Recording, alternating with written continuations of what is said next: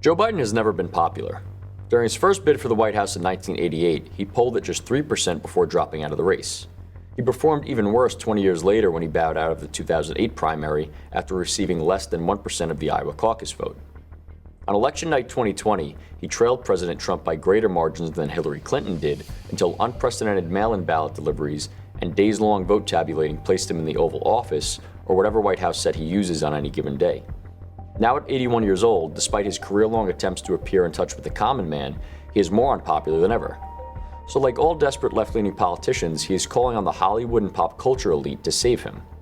It was just announced that Julia Roberts and George Clooney will be teaming up with Bill Clinton and Barack Obama to help the Biden campaign. Mainstream media spun this as a win for Biden, but it is unlikely to have any significant impact on voter sentiment.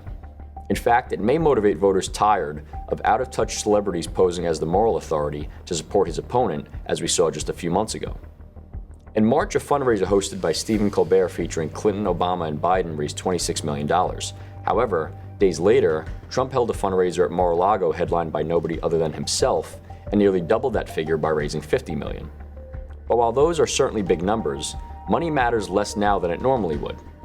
In a typical election, candidates need to raise all the money they can to afford public appearances, TV ads, and campaign stops throughout the country.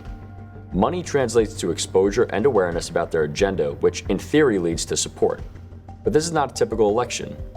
Two men running who have both held the office of president means track records and current events are going to influence the masses significantly more than any TV ad, scripted speech, or campaign stop will.